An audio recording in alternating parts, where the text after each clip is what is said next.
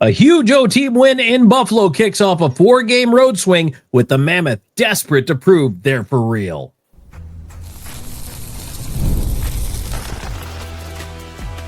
You are Locked On Mammoth, your daily podcast on the Utah Mammoth, part of the Locked On Podcast Network, your team every day.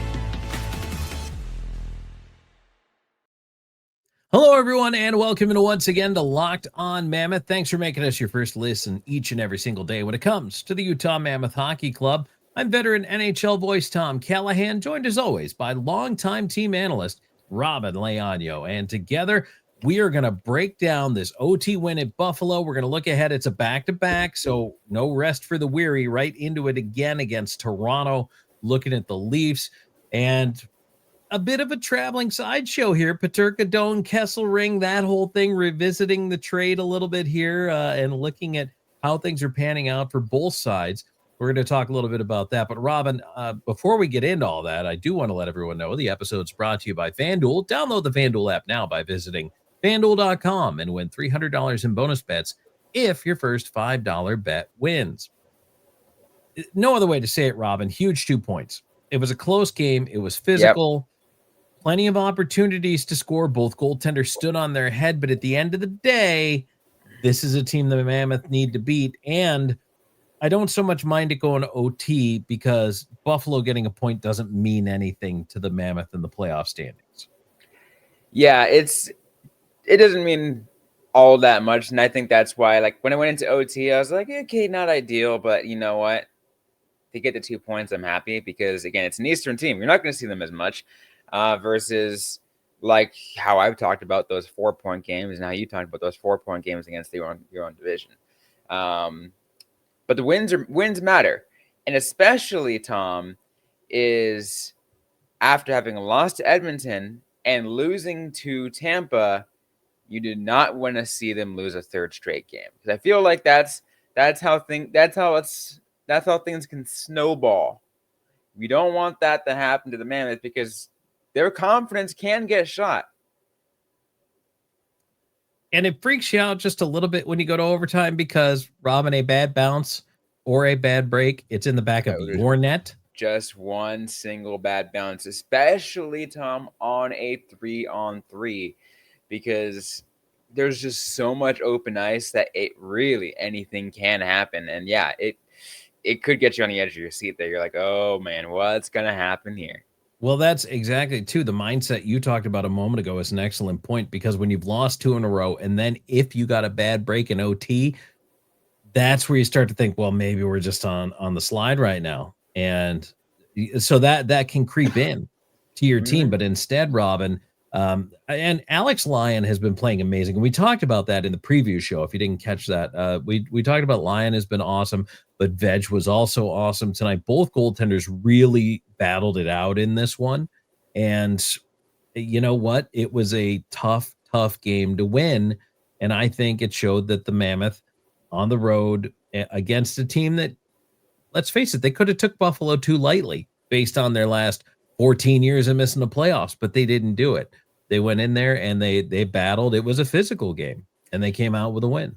And it really showed, Tom, too, in this game that you don't write off any team because, like, I think a lot of people were trying to write off Buffalo earlier this season, and they've been surprising some people, winning some games, finding and actually playing some interesting hockey. Some people were saying, oh, no, this team is frauds and whatever. But the Mammoth didn't go in with that mentality. They meant, and it's like, all right, no matter what, this is still another hockey team that we just need to beat. That's all it is to us. Outside of the, the reunion that they had going on there, but that's a different storyline. It was interesting to hear Matt McConnell talking about it on the TV side, saying, Buffalo had an optional, but both Kesselring and Doan were there and kind of sat there and talked to them for quite some time and talked about, how it's been for them in Buffalo. And you've mentioned it a couple of times, but Josh Doan, it looks like he's adjusting really well. Kesselring's only played a handful of games because he's been injured. But, I mean, Doan really wants to prove that he belongs. He really does. And you know what? I love to see that for him. And I now say that as in that biased mentality, Tom, as someone who got a chance to watch him for a couple of games at Arizona State, to get watching him in Tucson, to the Arizona Coyotes, to the Utah Mammoth. Like if there's a kid that I followed for a decent amount of time, it's Josh Doan. Yeah, absolutely. And you know what? Look at how everything is going right now for Buffalo. Some people say they're overachieving. They are getting excellent goaltending. They're sniffing a playoff spot, and that's what matters right now because Buffalo hasn't in so long. So that's a team that has some pretty good vibes going around it. And you're coming into their building to start a 4-game road swing that, Robyn, this is critical. This is hard. It's 2 back-to-backs for 4 games and international travel in between. They're going to be in Toronto tomorrow, and we are going to talk about this Leafs game, but how critical was it? I said I'd be happy with 2-2, and they had to beat Buffalo, in my opinion, to start this trip off on the right foot. Yeah, I mean, I'll go back to what I said earlier, right? Where like if they had lost the game, it would have very well created a snowball effect where they kind of lost some confidence, and it could have really unraveled to a really bad road trip. So you needed to start off strong. You needed to start off with that level of confidence to kind of get it back, to say, okay, those 2 games that we just had, maybe they were just kind of like things we can learn from, or just maybe they're different. This game, we'll get back. We'll play our game. It was a little bit of a slower game than maybe we were used to, let's say, against the Colorado game as an example. But I feel like it's, again, talking about different teams here. Robyn, are you ready for this incredible analysis? The pickup line continuously shot their shot, but failed to score tonight. Instead, it was the veteran line led by Logan Cooley by Clayton Keller that carried the team.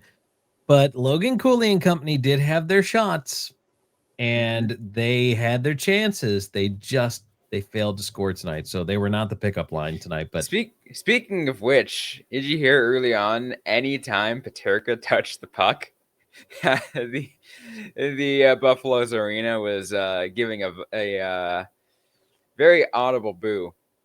He said he didn't want to be in Buffalo, and to them it was a lot of good riddance. But I think he was just kind of tired of the way the everything was going, and it's hard to blame a player for wanting to be in a good environment. And I don't know. I was not a Buffalo Sabre last year. I don't know how bad the locker room got, but by all accounts, it was not great.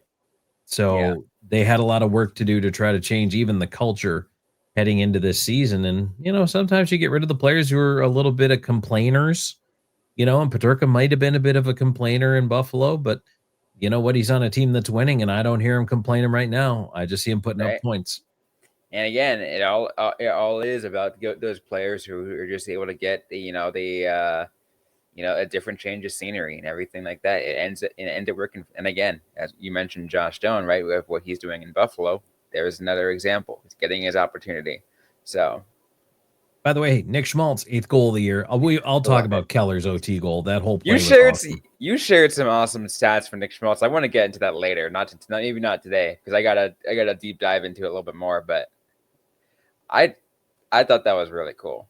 Yeah, there's a lot behind some fancy stats, if you will, and Robyn loves her fancy stats. I love fancy stats about the start that Schmaltz, who 8th goal of the year now, continues to perform. But I mean, Robyn, okay, let's talk about the OT winner, because that was a play.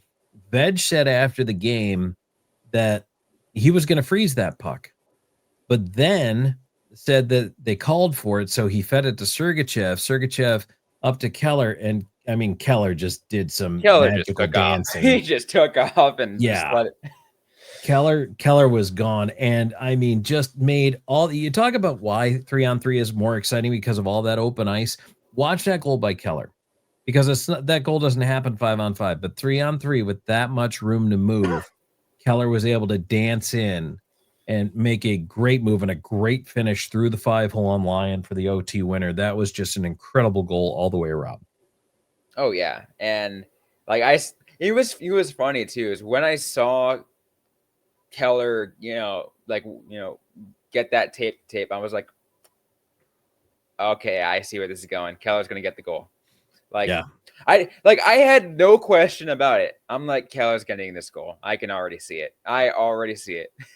It happened so fast too. And that was the cool thing about it. It was a goal in transition because if Veg freezes it, now it's a defensive zone draw. You got to figure it out. But nope. Credit Sergachev for seeing. He knew that he would have Keller on the go and hit him with a perfect pass, and then Keller does the rest. So yeah, great goal. Great goal to watch. Go back and watch the highlight of that one. Like you just reminded me though, like the amount of times sometimes we're like, and I'm pretty sure you know this, Tom, too, where like maybe your players are wondering like, hey, for either like don't freeze the puck, play the puck, or if they play it and they're like, why did you do that? Like you should have froze it. Like the conversation sometimes you have with your goalies, I'm pretty sure you as a goalie, you probably heard a lot. Well, my team had to be on their toes because I was always looking to move the puck. I'm one of those guys. I'm like, I don't want to freeze this thing. I don't want a defensive zone face off. If I can get rid of this and someone can turn it the other way, let's go. So they learn. Sometimes I turn the puck over. Sometimes they turn the puck over. Other times it's a great breakout. Sometimes it's a goal on the other end. Hey, but that's what happened tonight. Veg said great communication. That was the thing he highlighted. Great communication by everybody on the ice to let him know, keep the play moving. And that is very key. That's the key moment right there. It's the communication that went correct. Yep, absolutely. So, Robyn, let's take a look at the Toronto game coming up here as well, as they are back-to-back right up against the Leafs now on Wednesday night. And then also still want to talk a little bit about the Peterka, Doan, Kesselring thing. And, just kind of look at this road trip. I mean, they're off to a great start. Let's keep it rolling.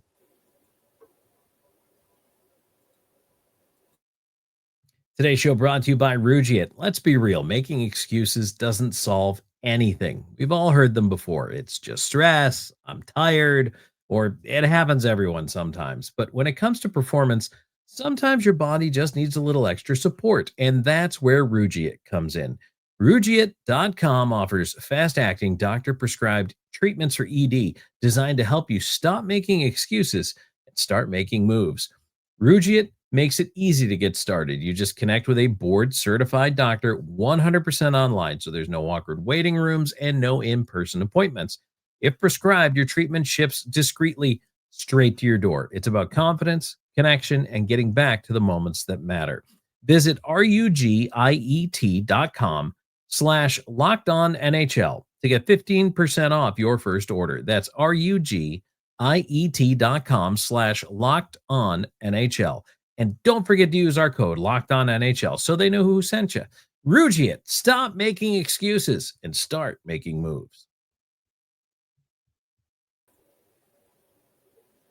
Tom Callahan, Robyn Leaño, Locked On Mammoth. Hey, if you like what you see, what you hear, please subscribe. Take a moment. I know a lot of our sample rate is up lately, but we find even those of you who interact with the show, you leave us a comment, maybe you give us a thumbs up and a like, and we love that. And thank you, because that really does help us. But what helps us the most is if you subscribe to the show. And the increase has been great. Everydayers, you guys have been awesome. The rock upon which we built this Locked On Mammoth Foundation.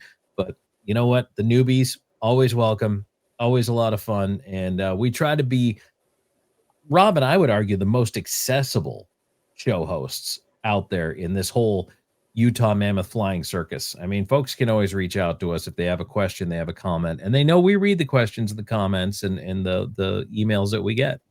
And not only that, and I'll say this, with how active I am on social media, not just in just the way as in asking, those professional questions that you just want for the team, you'll find out I'm very personable. You just want to have a conversation with me, I'll talk with you. That's how I do. That Robyn can be chatty Cathy sometimes. You gotta love it. You know what's funny though, because in real life I'm actually somewhat of an introvert, and I'm like, that's easy. It's easier with the phone or the keyboard. It is a little bit easier. I think a lot of people find that in today's day and age. Robyn, also, I have to start teasing it because it's going to be official now. Our brand new Everydayer Club that is going to be coming up. Stay tuned for details on that. Our launch date potentially, this is not 100%, so please don't quote me, but potentially December 8th. I will give you more details on that a little bit later in the show. The Everydayer Club. It's going to be something brand new from Locked On Mammoth coming soon. Robyn, Toronto has won 4 of its last 5, and their coach is still complaining, and the players still don't feel good. And Austin Matthews is still not Austin Matthews. And they're giving up a ton of goals. They actually have given up the second most goals in the East, but they're also scoring a ton of goals. But their goal differential's even, 47 and 47. Yet they've still got things going kind of in the right direction. But first and foremost, it just shows you the pressure of a media market like Toronto when you can win 4 of 5 and the coach gets in front of the microphone and goes, you know what? We're still inconsistent. I don't really like where we're at. It's frustrating. I'm angry about it. There is a lot of pressure on this Toronto Maple Leafs team. So even though it's a back-to-back, and I know that Toronto is coming off what they labeled an inconsistent performance against Ottawa, who is, mid-pack. Robyn, I think this is a good time for the Mammoth perhaps to be catching Toronto because there's just that feeling. It's so weird to talk about a team that's won 4 of 5 like they're waiting for the next skate to drop and everything to explode on them. But that's exactly what I feel like is going on in Toronto right now. and it's interesting because maybe it's the bias that is around just hockey media. Everyone loves to just lift up Toronto anytime they get and just put all the hype on Matthews and Nyes and whoever else. And no more Marner. No more Marner. That's correct. It's still very interesting. It is. I mean, Anthony Stolarz called out his defense earlier in the season, and then Stolarz has said, I need to be better too, but our defense is awful. So already the goaltenders called out the D like a week into the season. They have gotten better from there. Robyn, I just feel like there's a lot of it's weird. That room feels weird. Can you imagine the conspiracy theorists right now going around that Marner was like a cornerstone piece that actually, once he left, ended up making the team crumble? If Toronto gets significantly worse or even like 5-10 points worse this year, if Matthews doesn't find it, then yeah, those people are going to have credence to that. Whereas, 6 months ago, everybody's like, Marner's a problem, get rid of him. I mean, maybe Marner just was sick of the circus of Toronto, and that is the constant pressure this franchise is always under. So again, you look at this Leafs team that comes into it, they're in a wild card spot right now, but they're 7-5-1. But again, to me, it's crazy that they've scored 47 goals, which is, I think, 4th in the East, but they've given up 47, which is 2nd worst. So speaking of Ottawa, they're the ones who've given up 51. They're the worst. But Robyn, I don't think that's sustainable. The Leafs have to get better defensively, and they have to get better offensively. And again, they're not quite there yet with their big names. They feel pretty inconsistent. Meanwhile, even though Utah didn't win the last 2 games before the Sabres game, I still feel like tonight's effort in Buffalo was consistent. I felt like it was a tough physical game. It made them engage really for the 60 minutes. And yes, their goaltender bailed them out a few times, but you could say the same for Buffalo. I think that is the right type of matchup to lead them into facing Toronto. I actually feel pretty good about it. I do too. And I feel like it's, you know what? I think in just anyway, it's going to be a fun matchup to watch. I mean, anytime I get to watch this top 6, this Utah top 6 against another team's top 6 who is, quote, supposed to be good, I'm like, all right, next challenge, let's go. Yeah. Yeah, that's it. It's a lot of fun to watch these guys.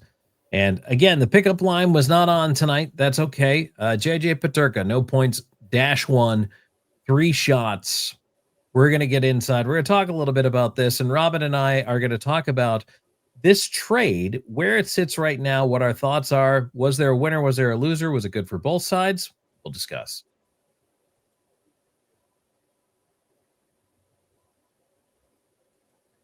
And today's episode is brought to you by FanDuel. The NBA is back, and there's no better place to get in on the action than FanDuel, the official sports betting partner of the NBA. Even if you missed the start of the game or want to ride the hot hand, FanDuel has live bets from everything to who will score the next to even fourth quarter comebacks. Plus, you can even combine your bets in a same-game parlay for a shot at a bigger payout. It just keeps the game exciting when your team's making that late push. And I know, like, maybe we have a lot of Jazz fans out there. Maybe you aren't huge on betting for your Jazz, but you know what?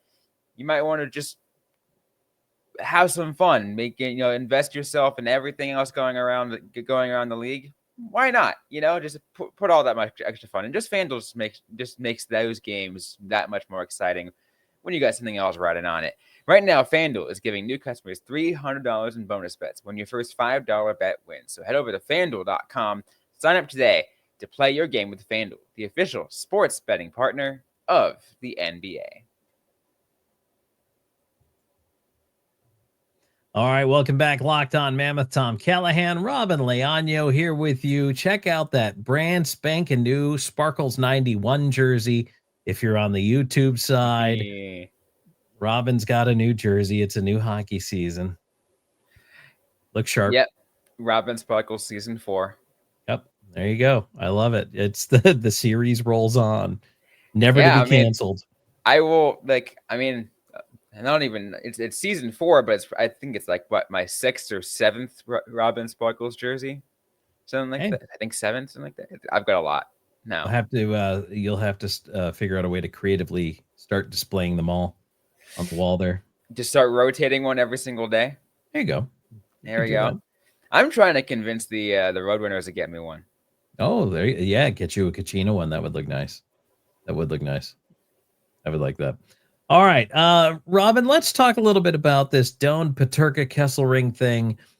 Mm-hmm. Where do you feel like all of this falls? Was Josh Doan unrealized potential, and maybe he's going to reach it now in Buffalo? Was Kesselring not given the opportunity, and quite frankly, because of numbers in the defense for Utah? Was JJ Peterka underappreciated in Buffalo? How do you feel about all of this? It's interesting. I look at what the players have done. It's hard for me to give an estimate on Michael Kesselring because he's only played 4 games so far this season, and it's been what you'd expect out of just a depth piece, right? But if you look at mainly what Doan is already doing for Buffalo and what Peterka is doing for Utah, interesting because I actually see viewing this so far as both teams got a pretty beneficial side to the stick here. Did Utah get the better player? I mean, yes, Utah did get the better player, but that's not to say Doan's not a good player. Doan's a great hockey player. And I just feel like he just needed that opportunity to shine, to be one of the guys who can shine with a team like Buffalo. But I think it's pretty it feels like it's pretty even almost, like at least based off of who benefited, because that at the end of the day, that's what you're looking for, right? I think if you're going to call it an even trade, you call it even because Buffalo got 2 pieces they needed. Correct. They got a forward like Doan who can work hard, who has some talent, can score some goals. His work ethic is amazing. Absolutely. And that's what Buffalo needs more of, quite frankly. And then Kesselring is a guy who they're putting an awful lot of trust in Kesselring. They're putting a lot of minutes on him, even strength. He's killing penalties. What helps is Kesselring and Doan together. They're like best friends. Yes. So. Yeah, that does help. And you know what? The thing for Kesselring is 4 block shots tonight, which is tied for the most on the Sabres. He needs to play that physical game. He's a big body and a big presence. I think the Mammoth wanted more of that out of him, and they just weren't getting what they wanted out of him. And so, maybe the change of scenery to Buffalo and the importance of being placed higher up in the pecking order automatically just by virtue of the trade has maybe given him a boost of confidence. On the flip side, though, Robyn, at the end of the day, I mean, that line that Peterka has been inserted onto is crazy. So good. It's just they're ridiculous. Good. And without JJ Peterka there, like Josh Doan's not on that line. You know what I mean? There's a different player on that line. The top 6 probably looks, I don't want to say significantly different, but different. And maybe they're not producing as much. I think for the Mammoth, knowing now that they really do have 2 go-to lines that are capable of putting the puck in the net on any given night. And can I just say, I was impressed by the 4th line tonight against Buffalo. I thought they got in there, and I thought they did a really good job. I thought they generated some chances. My boy Kevin Stenlund in particular, I was proud of him. He did some nice things behind the net, working pucks out in front. Lawson Krause, I thought, was pretty active. Nice job there by the 4th liners tonight. And I know a lot of people will take this moment to point out, Tom, Spicy Tuna wasn't in the lineup. No, he was not. But, Carconi tried to throw some hits, tried to get physical at one point. And I like Yamamoto. I think the bottom of the lineup, we've talked about it before, how critical it is for that 3rd and 4th line, Tanev, those guys to be going. They have to be making things happen in order for this team to win. So I was pleased with their performance tonight. Yeah, and you need, and that's what we need, right?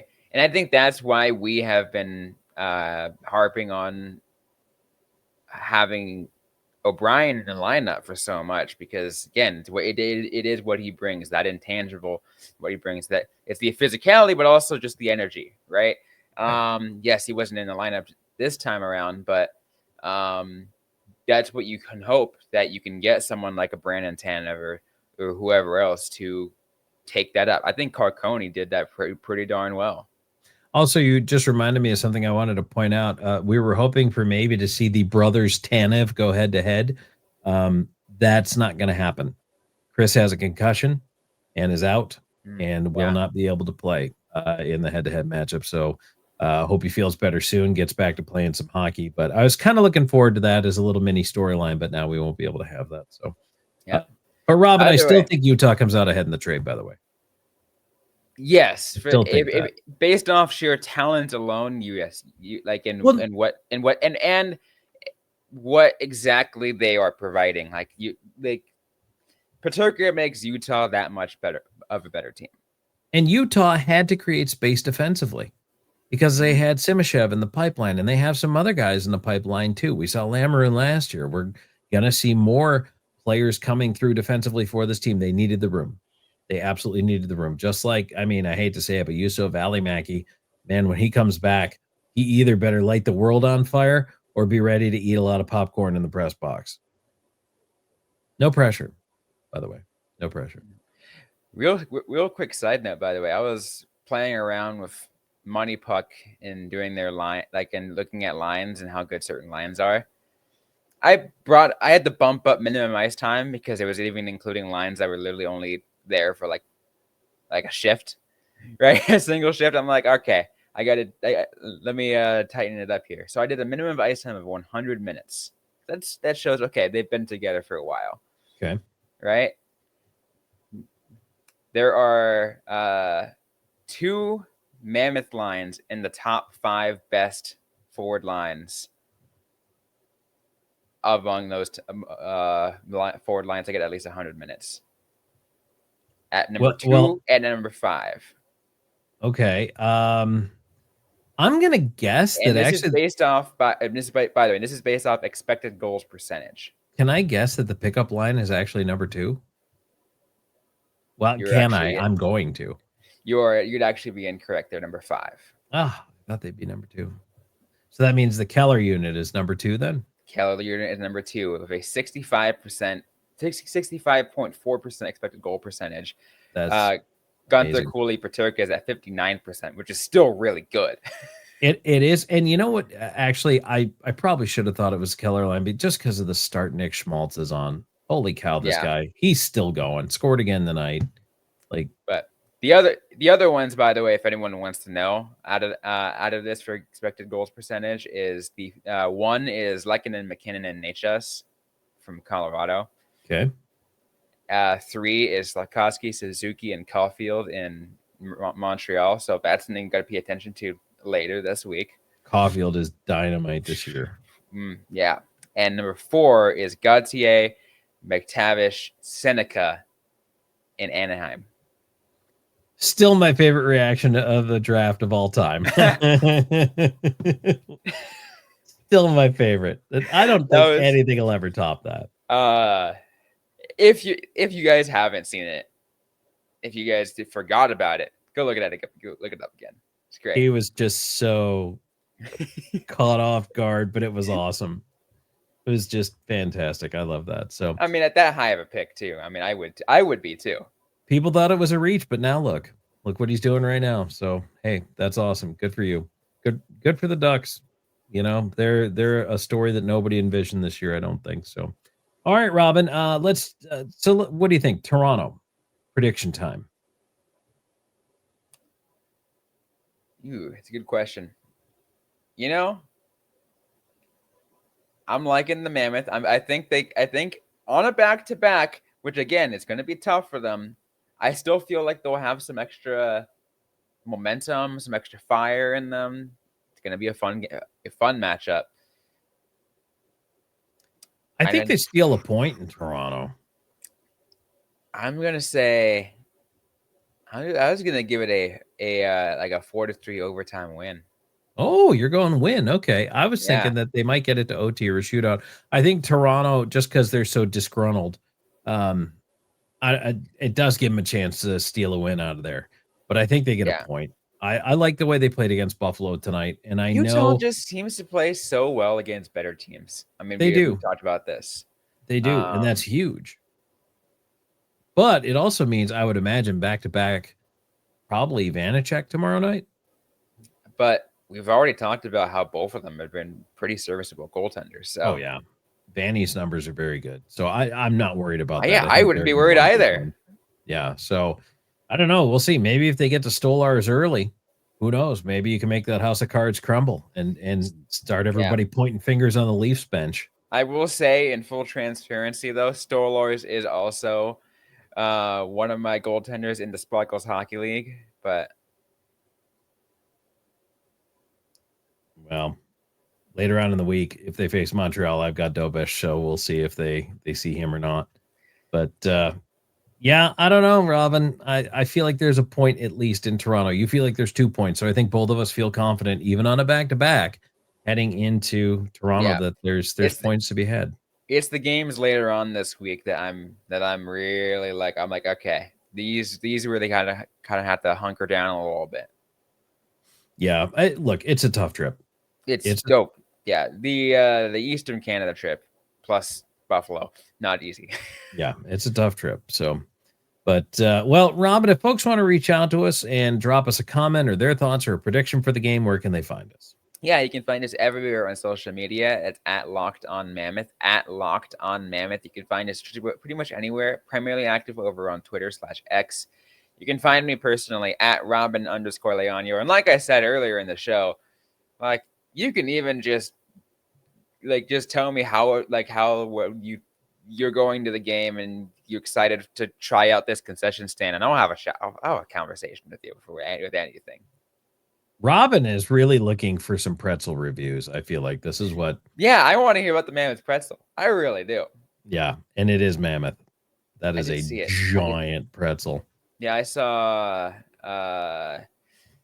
It was like, I think Dominic Moore had one from for one of the broadcasts, and he's like, "Well, I'm not finishing this." Robyn, I've kind of learned my lesson over the years with the crazy concession food, because I always like to find the craziest thing that a ballpark or a venue offers and just go for it. I don't know. I think those days are behind me. And you know what did it for me? What did me in was the foot-long churro dog Yes. of the Arizona Diamondback. I knew you were. If you did not say the churro dog, I would have said you're wrong because it is the churro dog. A foot-long churro dog is kind of what did me in and made me realize that I had to admit defeat. You need another person for that. I actually finished one by myself my first time I had one. That's wild. I cannot imagine your stomach the next day, but oh yeah, no, it hated me. But. Oh man, yeah. It's so now I don't know if I were to go, around. I don't know if I would take the ballpark dares anymore. I used to do that. I forget the first team to have the Krispy Kreme donut with cheeseburger. I did that. I tried that. I did the footlong wrapped in bacon in Texas, and like every place I've gone to, if they've had a specialty, I've tried it. And I've been to almost every major league ballpark by now for baseball. And yeah, I don't know that one. What I need more in my concession stands where, here is more Sonoran hot dogs, but that's. Yeah, that would be awesome. If you don't know what a Sonoran hot dog is, you should look that up. And everybody thinks it's gross until you try one. And then you're like, you know what? I never thought it was pretty good. Good. I instantly, I'm like, that sounds fantastic. Give me one. I admit I was skittish, but then I had one and I loved it. So yeah, absolutely fantastic. All right. Well, before this turns into a food channel, Robyn and I will go ahead, Robyn. No, I was going to say, all right, just we were talking about where everyone can find us. So where can they find you, Tom? That's right. You can find me at Tom Talks on Blue Sky, at Callahan on Air on Twitter. If you want to tell me about the best thing you've ever eaten at a ballpark or an arena or a venue, go ahead and fire that off. I'll have that discussion with you. So that'll be a lot of fun. All right. Well, we'll get back with you again after the Toronto game on Wednesday night. We'll break that down for you, do a little post-game analysis, and then we will look ahead. Ottawa and Montreal lay ahead to wrap up this critical 4-game road swing for the Mammoth. Thanks as always for being a part of Locked On Mammoth.